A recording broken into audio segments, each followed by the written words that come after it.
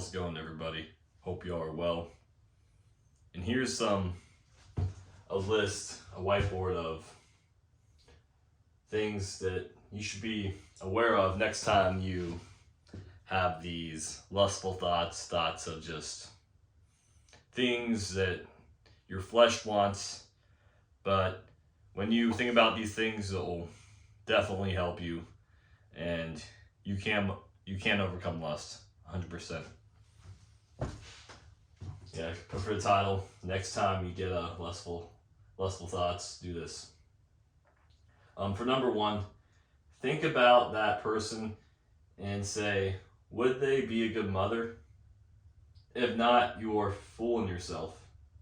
Think about that person you might have potentially lusted after, like in your mind, obviously, but like maybe it could be a coworker at the workplace or someone that you had a lust thought in the sense that like doing something obviously sexual.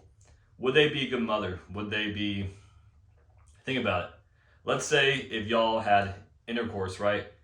And let's say she got pregnant and it turns out she's, for abortions and she wants to kill your baby. She wants to kill something that you helped create.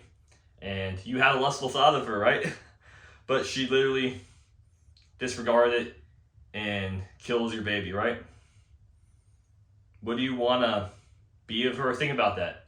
That will totally destroy that thought, because not only that, like, it goes beyond, like, it's overcoming this fully. Like, you wouldn't just have sex with just anybody when you know that, like, if you're a guy or girl, like, what you have inside you is like to procreate life, not to waste.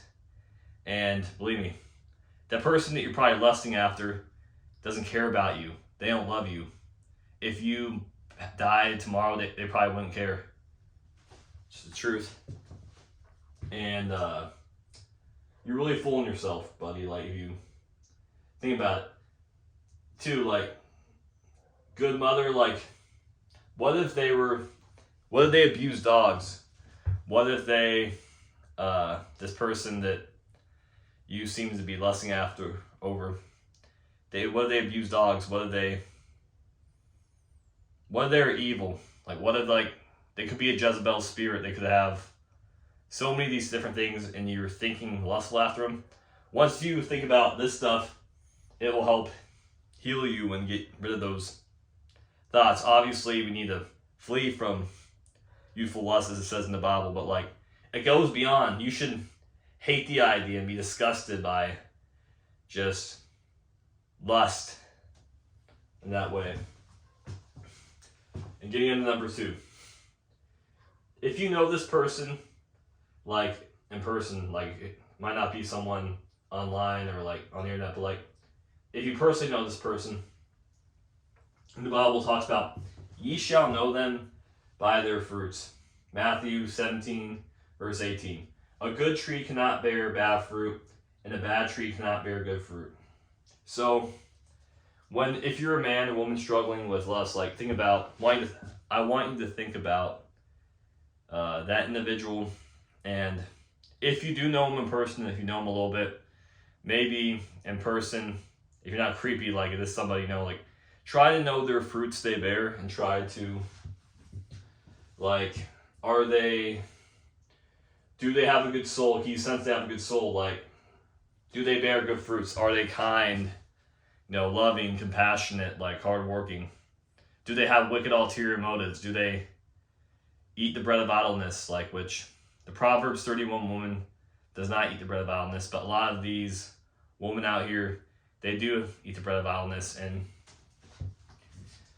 that's another similar point, but relating to this, like, know someone by their fruits. Imagine if you're a man and you ejaculate into a woman, like I said, and that woman decides to have an abortion. She's really killing your baby and like disregarding it. So she'll probably ghost you after that and doesn't care about you. So really think about this, like, the person you're probably lusting after, like, once you find these out and think about this stuff, Like, ask these questions.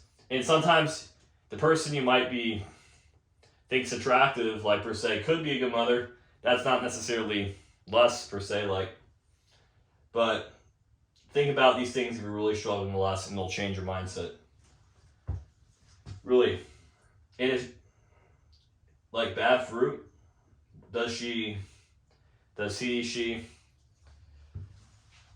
think about you waste your seed in like your part of your body and someone that has bad fruit, rotten fruit. Think of like a fresh like bowl of apples, right? You have one bad apple mixed with good apples. Like, that one bad apple is going to turn all those apples bad and rotten. Do you want to like get a soul tie with somebody that's, you know, an evil person that doesn't have your best interest at heart, that would abort potentially your future baby? No, not at all. Really think about these things. Bad tree cannot bear good fruit. Remember that, guys. So these thoughts are lust. They're stupid. Think about this. All this stuff is stuff that actually matters in life. Lust does not matter whatsoever. You know, a lot of men in the Bible, like, you know, were suffering from lust, and it can get a strong man down to his knees and simp. Like, really, it can. And keep this in mind, guys. Screenshot this if you get a chance. And getting into number 3 that's a verse from the Bible, from James 1, verse 15. Then after desire has conceived, it gives birth to sin, and sin, when it is full grown, gives birth to death. Like, let's say, like, you know, like, we're humans, like, we all have, like, unfortunately, we've all experienced this, like, once, you know, like, sin, like your lust has been conceived, it produces death. It's like, you feel that guilt, you feel that conviction, like, I'm doing something, like, wrong, and it's just, a lot of people, it traps them stronger and stronger and stronger. It's like God will never tempt you. It gives birth to sin. Think about on your deathbed, you know. Think about, like, you're about to die, and the time when you're like 20 years old, 45 years old, 6 years old, those lustful thoughts of just, does that crap matter? Of course not. It does not. And what matters most is love and Jesus and just growing. And a lot of these things that are like men's fallen nature, like, once it conceives, it gives birth to sin. When sin is full grown, it gives birth to death. This, like, is a dangerous trap, you know, like men that have prostitute addictions, like porn addictions, like a lot of these things, like, it'll give birth to death. A lot of people that say, like, that, you know, were addicted to porn for many years, like, all those soul ties, they feel horrible. They feel that spiritual death. They feel like their soul, your flesh, wages war against your spirit. It's a spiritual warfare, and you got to be aware of that. Get some water real quick. It's like, why put this, like, God will never tempt you, and once it's conceived, it gives birth to death. So you still, like, think about as a guy, you just wasted your seed on somebody that, like, just doesn't love you, or it's just like, doesn't matter. Where you can preserve that seed for your body's energy and to, like, finding your future spouse that deserves it, that loves you, that, like, you could grow together, where that seed has a purpose to create life.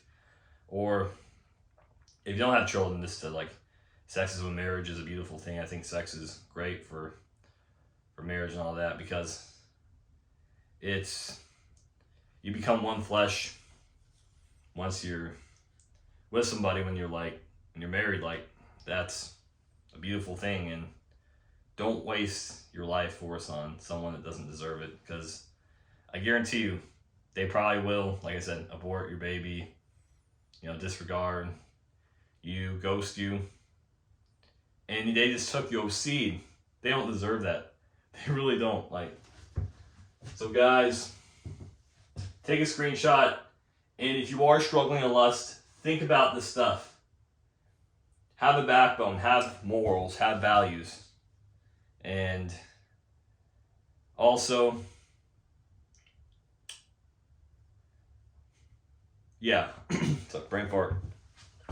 Also, make sure that you stay strong in this and don't let anyone like manipulate you into having like sex or lustful thoughts. Pointless. Remember that. Have a good night. I'm out. Done.